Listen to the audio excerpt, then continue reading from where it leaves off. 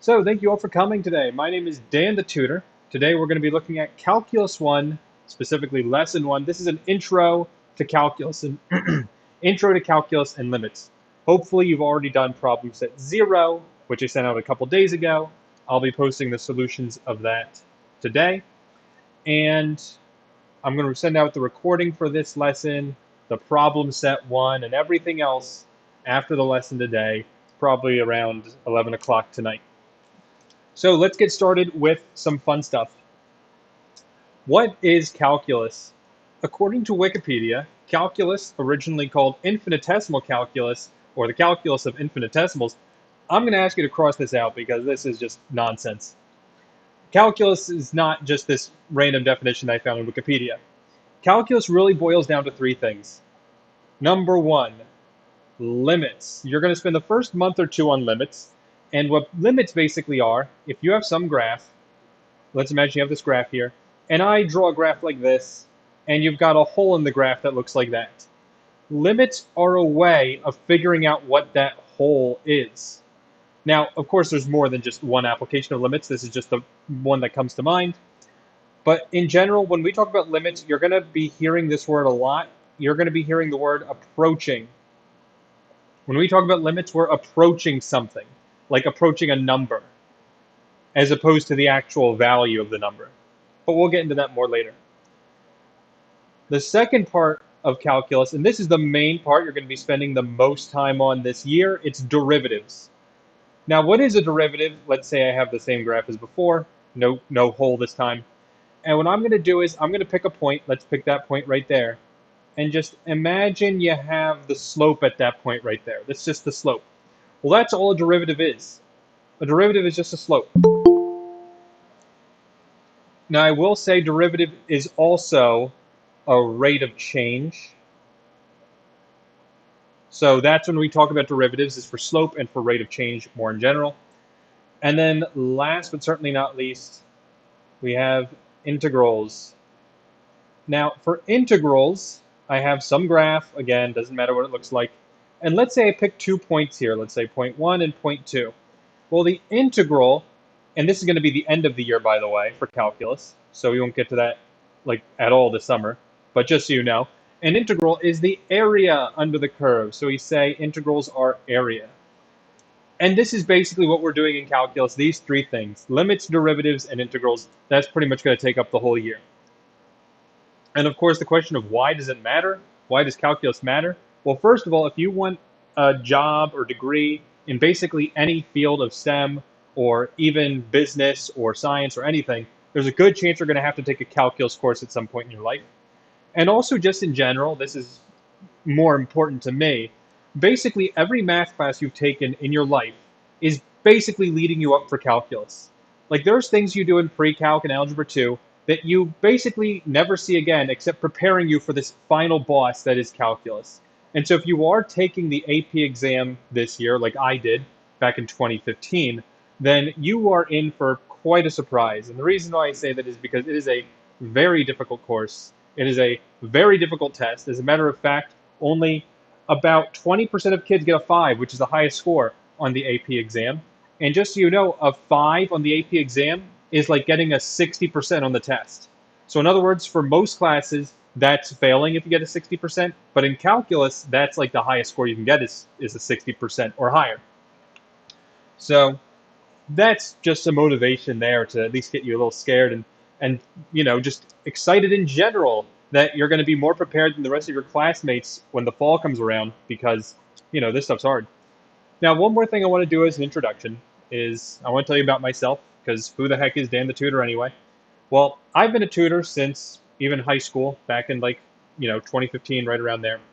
I was a tutor in college. I went to Penn State main campus, graduated with a degree in electrical engineering, eventually got a job as an engineer at Lockheed Martin, discovered that I'd much rather be tutoring than be an engineer, formed my own tutoring company, and 3 years later, I'm now doing this. And if you're asking why am I doing all of this for free, well, I'm going to answer that question at the end. But now let's continue and talking about Calculus 1 and Calculus AB. Here are the things you need to know from pre-calculus. Basically, I'm not going to read any of this right now. If you want to, you can read it on your own time. This is just all the stuff that I would recommend knowing going into calculus. It's going to help you. And now let's start talking about limits. The focus of today and lesson 1 and probably lesson 2 as well is just going to be about limits, the first part of calculus. So with this page, I want you to notice a couple things. There's some funny things going on with this graph, or these graphs in front of us. For the left graph, I just want you to look at this point right here at 0. That point is just 0. Nothing funny going about it. The limit is also 0, by the way. What is a limit?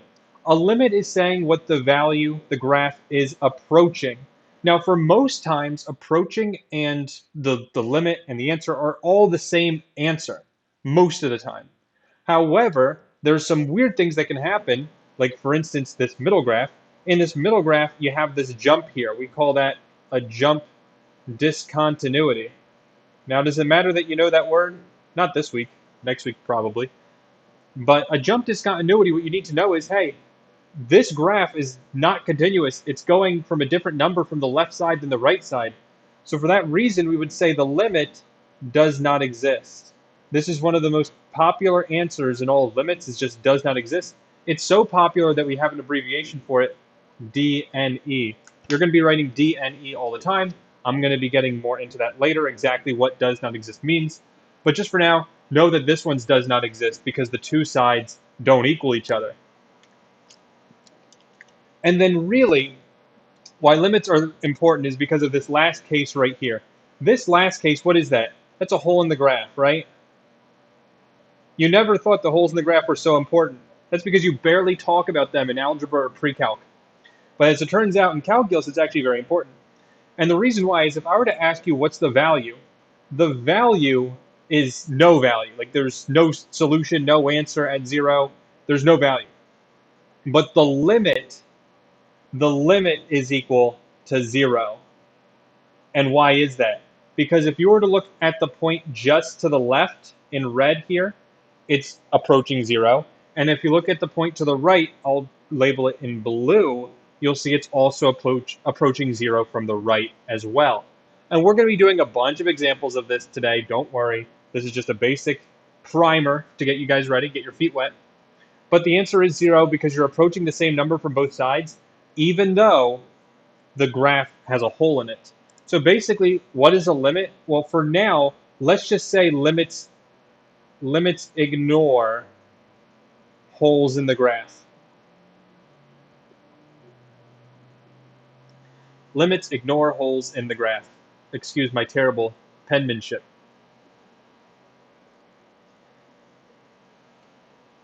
Now let's start talking about the notation we're going to be using for limits. As you can see here, there's a lot of words for just a little bit of text. And what this reads here, this guy right here, it reads the limit as x approaches 0 of f of x. One more time. The limit as x approaches 0 of f of x.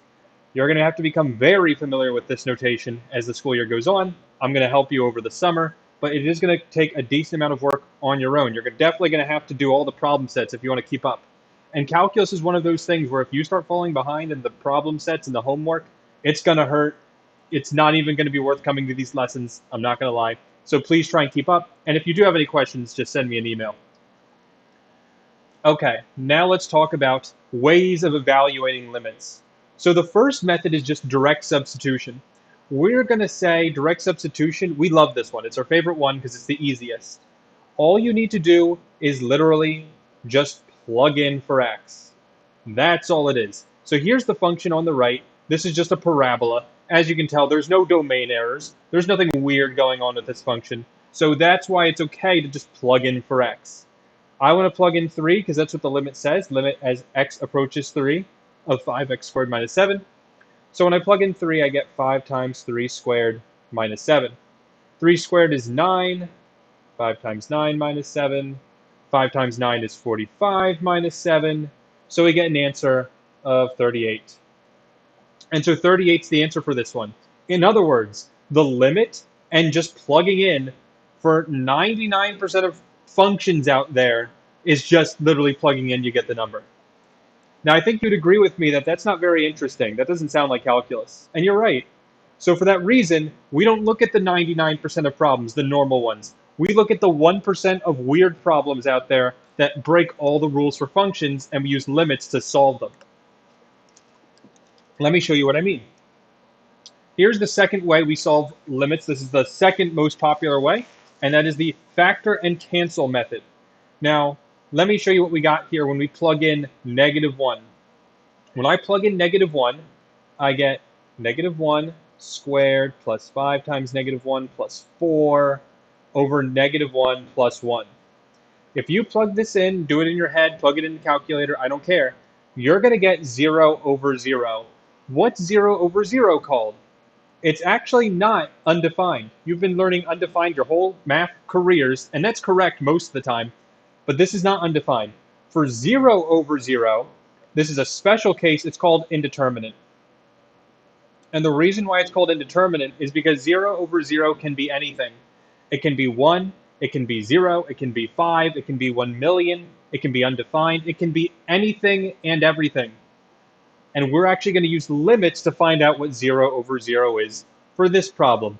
So just look at the graph here to the right. You look at -1, you see there's a hole in the graph, like I said before, and it looks like the y value here is 3. So I would expect the answer to be 3. I'm just telling you that right now, because the graph is 3. I mean, technically there's the hole there, but like we said, limits ignore the hole in the graph. We're expecting the answer to be 3. Let's see if we actually get 3 by factoring and canceling. So if we factor the numerator here, x squared plus 5x plus 4, hopefully you're good at factoring, it's going to be x plus 4 times x plus 1, and then divided by x plus 1. Obviously, you see they're going to cancel. But one thing I want to mention is that I actually made a mistake here on purpose, and it's a notation mistake. It's not a big deal, but I'm going to harp on it anyway, because good notation is important in English and math. And that is, whenever you have a limit, you need to write the limit in every step of the problem. This is going to be very annoying. It's going to be a lot of writing. You're not going to like it. I don't care. This is good notation. It's right. So now x plus 1 cancels, and you're left with the limit as x approaches -1 of x plus 4. Now we can do direct substitution again. We can just plug in. After the cancel, that is, you can do direct substitution. And once you plug in, only then do you get to drop the limit notation. So what does that mean? I'm saying that after I plug in, I don't need the limit anymore. That's fine. And we got 3, which is exactly what I said it would be. So it looks like limits are actually pretty cool. They give us values that we would not have gotten otherwise, number 1. And number 2, we finally have a way to solve the infamous 0 over 0 problem. And if you don't think that's cool, well then I think you need to seriously reevaluate your definition of cool. Okay, clearly I have not convinced anyone. So any questions on number 2? Number 3, rationalize and cancel. Rationalizing, you just basically do whenever you have a square root. This is a square root, we're going to do the rationalize and cancel. So what does rationalizing mean?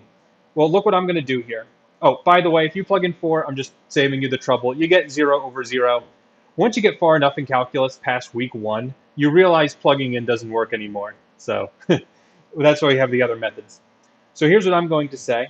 The numerator, I'm going to say times square root of t squared minus 12 plus 2. Denominator, square root of t squared minus 12 plus 2. Same thing in the numerator and the denominator. Does anyone know what this is called in math? It's conjugates, right? Yes, that is correct. We are multiplying by the conjugate. And why do we multiply by the conjugate? I'll tell you. That's a rhetorical question. We multiply by the conjugate because it makes the math like really, really easy for us. Let's see what we do. So first, I need to rewrite limit. Limit is t approaches 4. In the numerator, I need to FOIL.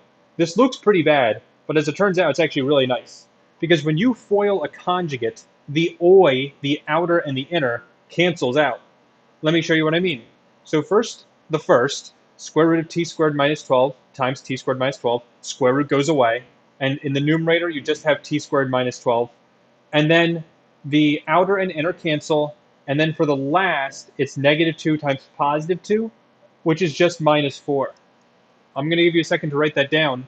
But as you're writing down, I'm just repeating myself. Multiplying by the conjugate, look, there's no more square root. That's why we love the conjugate. Now in the denominator, do not FOIL. Do not FOIL denominator. That is the worst thing you could do. And the reason why is because if you FOIL the denominator, you're not going to cancel anything. You're never going to solve the limit. So what do?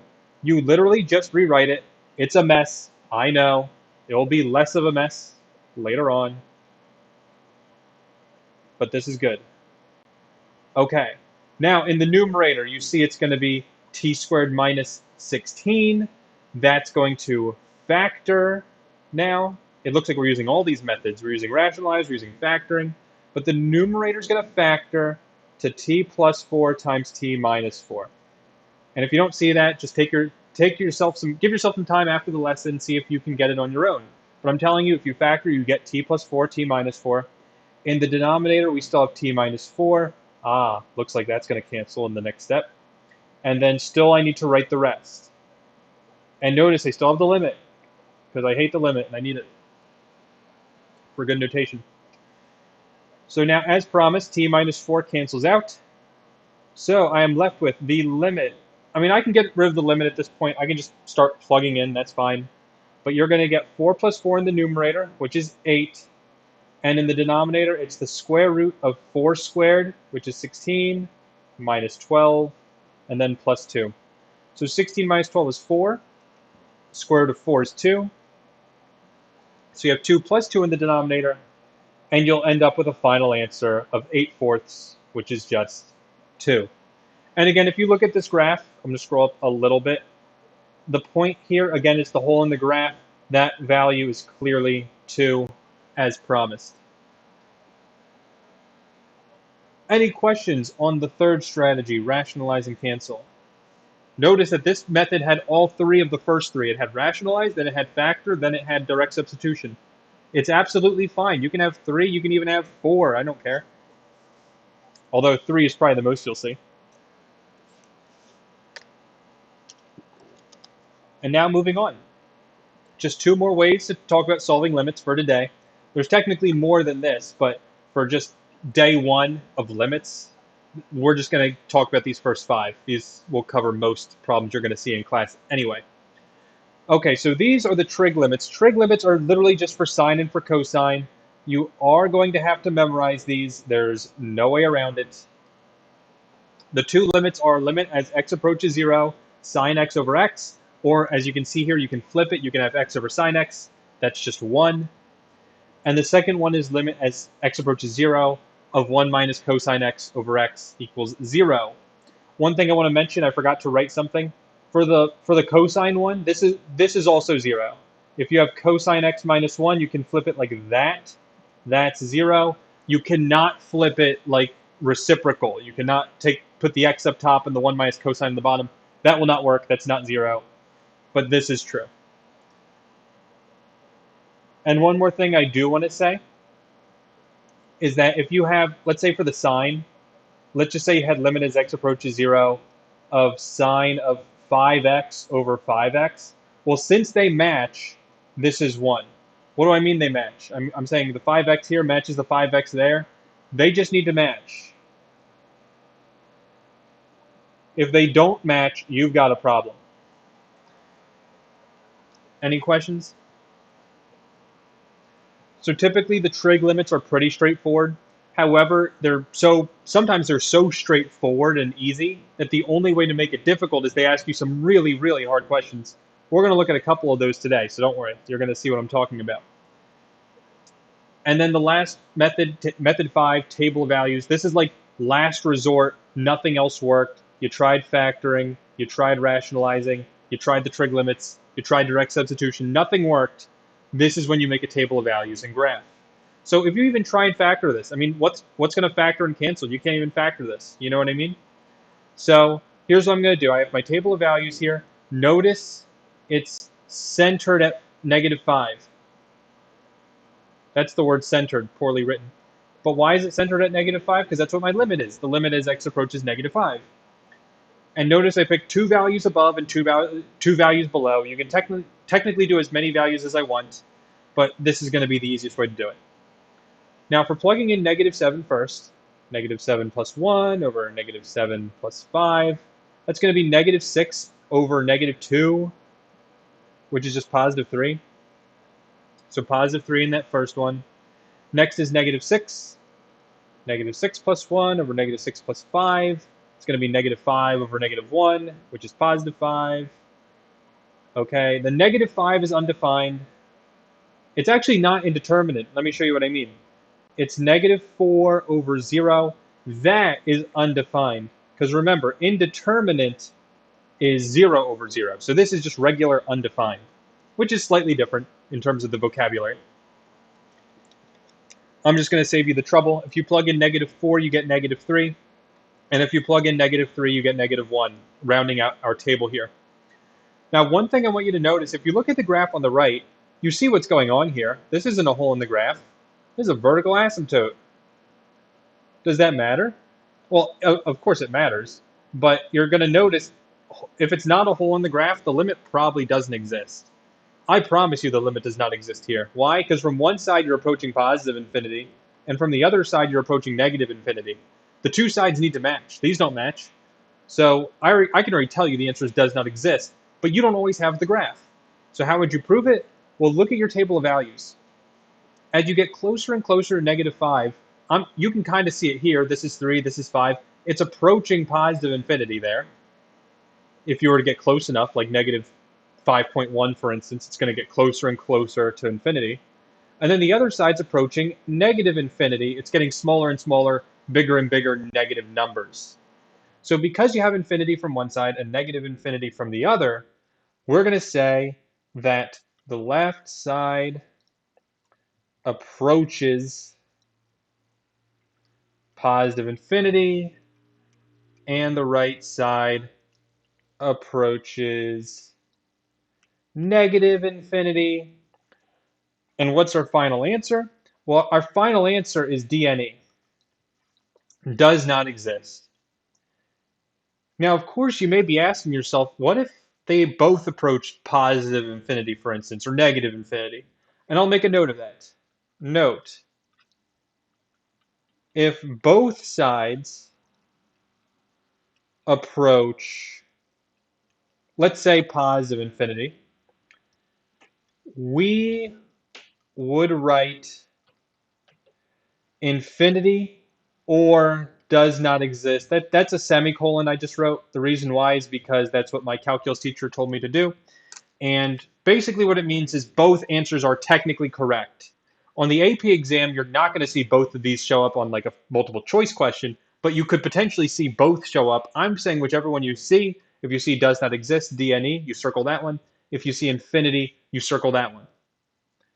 Now in class, you're not going to see multiple choice in class. So whatever your teacher tells you to write, that's what you write. But for this summer, because I don't know what you're going to see in the fall, I'm just preparing you for both. And the reason why we write does not exist is because infinity is not an answer. Infinity doesn't count. Like you broke the function. So that's why you write does not exist, even if it's infinity. Okay. So let's continue. In summary of what we just talked about, there are 5 ways of solving limits. Direct substitution, you should always try first, even if you just try it in your head real quick instead of writing it down. Okay? You use rationalize and cancel. You use that whenever you have a square root. You use the trig limits whenever you have a sine or a cosine, and you use the table of values as a last resort. Honestly, I have nothing to say for factor and cancel. It's usually straightforward if it's factor and cancel. Okay? And we're going to be doing a bunch of example problems today. But first, I just want to talk about one more thing. The left hand and right hand limit, the one-sided limit. So far we've only seen two-sided limits from left side and right side. Technically, you can have split it up into two. So this notation, the plus sign, we call that the right hand limit. And the minus sign, whenever you see a minus sign in the limit, we call that the left hand limit. Now you see, I'm left-handed, so I like the left-hand limit more. That's a joke. Ha ha ha. But one thing that's super important to realize, if the left does not equal the right, That's when we say DNE. That's when DNE shows up, when the left side does not equal the right side. Okay? Great. So now let's do some example problems. This is a very common type of question we can see. As you can see here, we have a graph, and I have A, B. This is probably the most parts you've ever seen in the question ever. We've got A, B, C, D, E, F, G, H, I, J, K, L. I didn't even know there were that many letters in the alphabet. Anyways, we have limit as x approaches -5. -5 is this point right here. As you can tell from the left, it is approaching, what number is that? That's like 2, I think, on the y-axis. Yeah, 2. So from the left, it equals 2. Why does it equal 2? Imagine I put a little dot on a point right to the left of my dot. It's approaching 2. Same thing from the right. If I put a dot, a little blue dot, right to the right of my point, that's 2. Since the left is equal to the right, we would say the answer is 2. When the answers equal each other, the answer is just, the same. So that's easy. And of course, as you can see here, this was just a normal point, so nothing weird going on. Now for D, E, and F, we're looking at the point -2. That's this point here and this point here. Hopefully you see from the left, we are approaching -1 because, I mean, this one's the left. And as you can see from the left, we're approaching -1. So -1's the answer for the left. For the right, we are approaching, what number is that? Looks like 4. Yeah, that's 4. So 4 from the right, -1 from the left. The left does not equal the right. Therefore, the answer is D and E. Any questions so far? Okay. Next, part G, G, H, and I. We have the limit as x approaches +1. That's the hole in the graph. I'm going to erase a little bit just to give myself more room. So looking at the hole in the graph, to me it looks like the left side and the right side are equal to each other. They're both equal to the point 1 on the y-axis. So in other words, the left is 1, the right is 1, and since the left equals the right, the answer is just 1. And then finally for J, K, and L, we're looking at the limit as x approaches 4. That's this, it looks like from the one side it's a vertical asymptote, from the other side it's just that point right there. Well, from the left, that's just 1. So left is 1, that's easy. From the right, well, that's the right. And it looks like we're approaching infinity. So I know what I'm going to write. Whenever I have an answer of infinity, I write infinity, semicolon, D, N, E. I'm writing both answers. They're both correct. I don't care which one. And again, since they do not equal each other, the left does not equal the right. The answer is just D, N, E, not infinity. And there we go. That's what you do whenever you have a graph for a limit. Okay. And now for the rest of these tonight, we will be just doing the 5 methods we talked about earlier, from direct substitution all the way to table of values. So I look at this first one, limit as x approaches 1 of this long function. Now, the first thing, again, you should always try, just do direct substitution. So 5 times 1 cubed minus 7 times 1 squared plus 10 times 1 plus 4. That's going to simplify to 5 minus 7 plus 10 plus 4, which is -2 plus 10 is 8 plus 4. Final answer is 12. No funny business. Direct substitution worked. Basically, as a rule of thumb, if you don't have a fraction, if you don't have a 0 in the denominator, it's just direct substitution. That's why most limit problems you look at are usually fractions. Take number 3, for example. Number 3, we have x approaches -4 of this. I think it's safe to say this is definitely going to be the factor and cancel. If you don't believe me, you can plug in -4. You won't have a good time, I promise. But the numerator is easy. X squared minus 16. That's just going to factor to x plus 4 times x minus 4. New denominator is still x plus 4. Don't forget to write the limit. You write the limit until you actually plug in. As you can see here, the x plus 4's cancel. And you're just left with x minus 4. So I can plug in now. So -4 minus 4, it looks like the final answer is -8. -8. Any questions? Okay.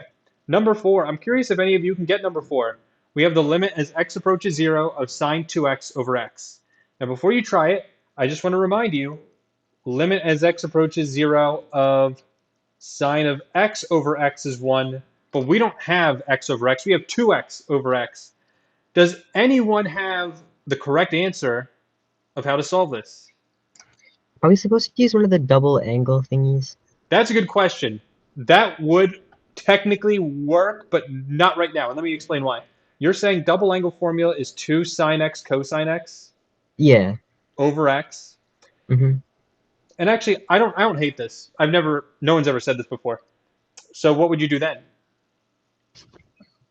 It's a good question. I don't actually know because we have sine x and cosine x. Right, exactly. So it's not so straightforward.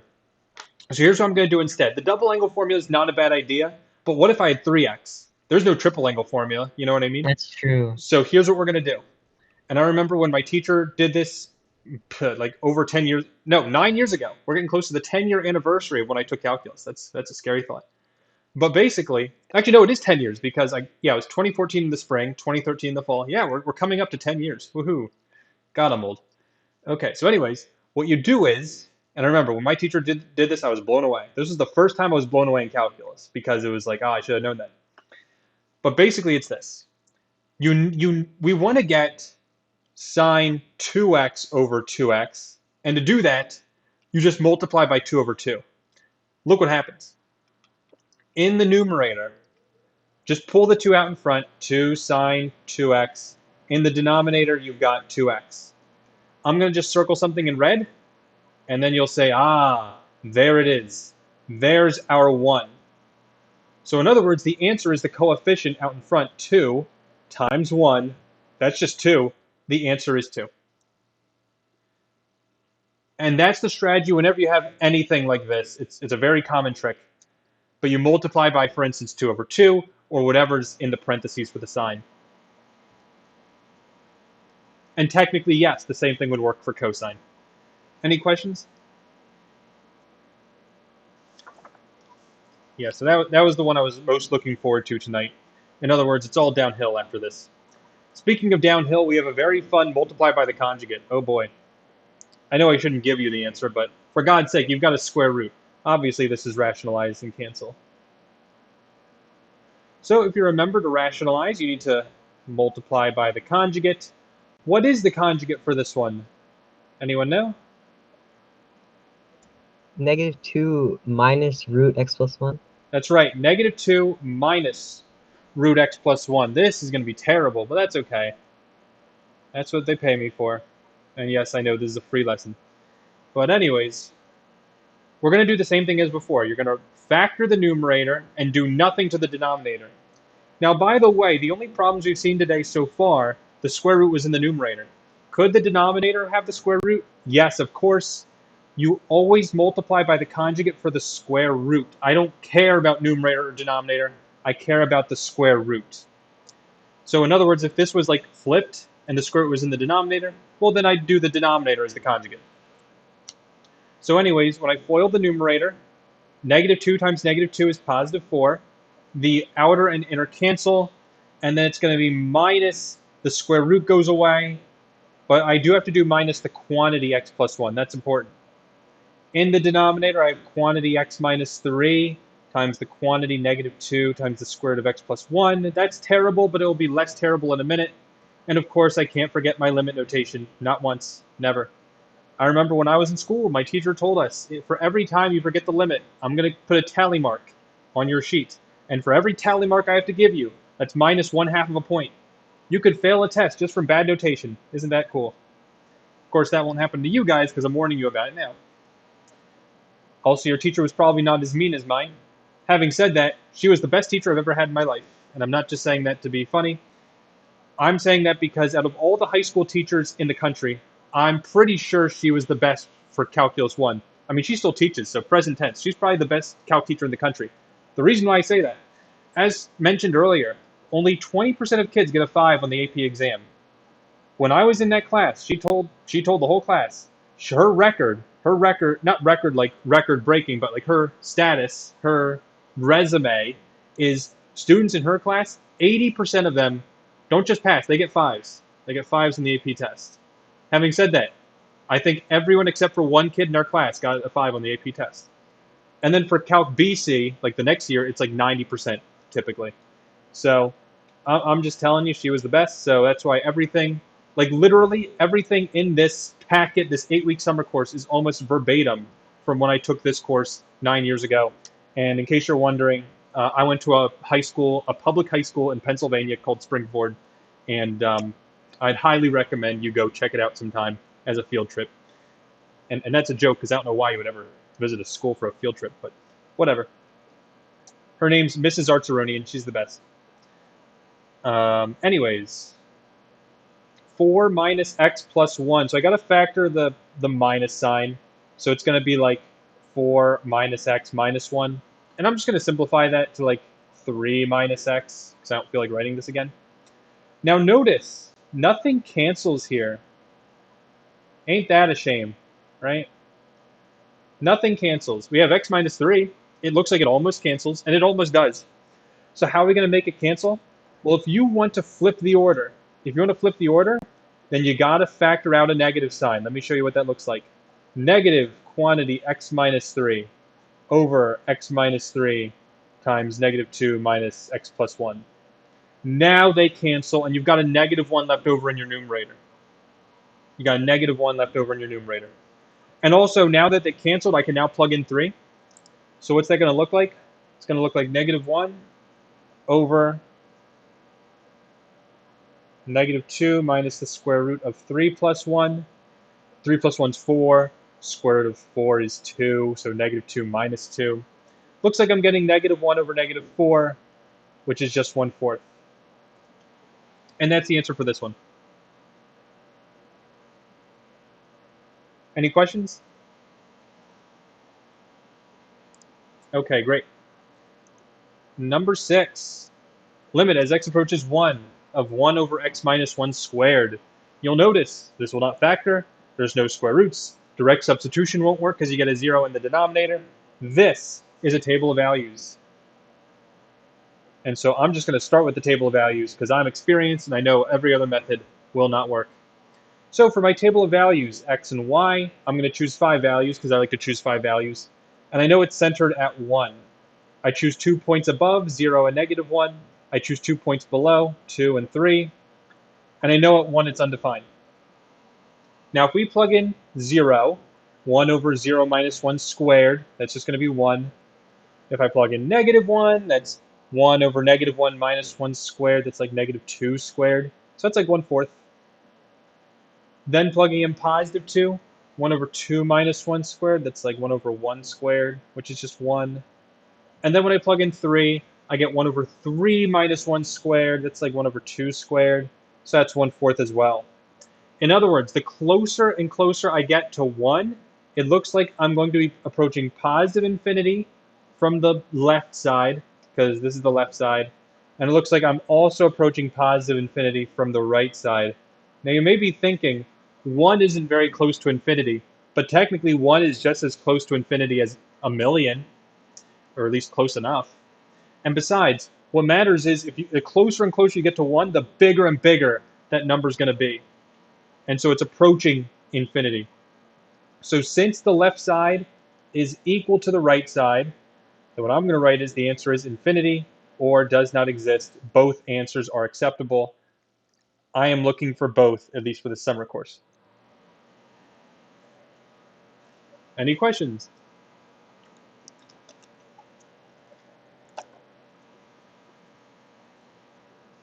Okay, just a few more to go. We're almost done. Number 7, the limit as z approaches 0 of 25 minus quantity, z minus 5 squared over z. I'm just going to save you some time. If you try direct substitution, you get 0 over 0. But this doesn't really factor either, because how would you factor this? It's kind of already factored. So what we actually have to do is you're going to have to simplify this first. And the way I'm going to simplify this, limit as z approaches 0 of numerator 25 minus, remember z minus 5 is really like this when you square it. So in other words, I need to FOIL this. I'm going to say minus the quantity z squared minus 10z plus 25. That's what you get if you factor it correctly. And in the denominator, we just have a z. So now for the numerator, we've got limit as z approaches 0, just FOILing out that, distributing the minus sign to all three terms. You're going to get 25 minus z squared plus 10z minus 25. Looks like the 25 and the negative 25 cancel, all divided by z. So what we're left with is the limit as z approaches 0 of negative z squared minus 10z over z. Now we can do factor and cancel. But how would you factor this? Well, what can you pull out of both? Well, for one thing, you can pull a z out of both, even a negative z. I'd probably pull out negative z because they both have negative z in them. And when I pull it out, what's left? Positive z plus 10 now, divided by z. The z's cancel. I just have the limit now. I can plug in, honestly.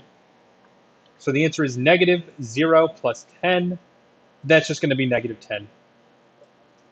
And there's our answer for number 7C. So sometimes you do have to do a little bit of simplifying first, and that's absolutely okay. We're not going to get stumped by this. And now on to the last page. For number 8, it's one we've never seen before. This is called a piecewise function. This is actually none of the 5 strategies we talked about, but I did want to look at it because it's a very common problem and it usually scares most kids. So what does a piecewise function look like? If I were to graph this, when h is less than 0, it looks like the function negative h or negative x. The graph just looks like that. It's a slope of negative 1, y-intercept at 0. It's linear. And then from the right side, it's h squared, so it's positive parabola. It looks like that. So that's what the graph looks like. Do I care if that's what the graph looks like? No, I don't care at all. As a matter of fact, I'm not even going to focus on this graph. What I am going to tell you is how do you solve piecewise functions for limits? Here's what you do. You see how this is like h is less than 0? Well, that less than means left, and h is greater than means right. So you just want to plug in the value, and see if the two sides equal each other. See if the two sides equal each other. That's what you do for piecewise functions. So in other words, when I plug in the left side, it's negative 0, because again, we're plugging in 0 for h.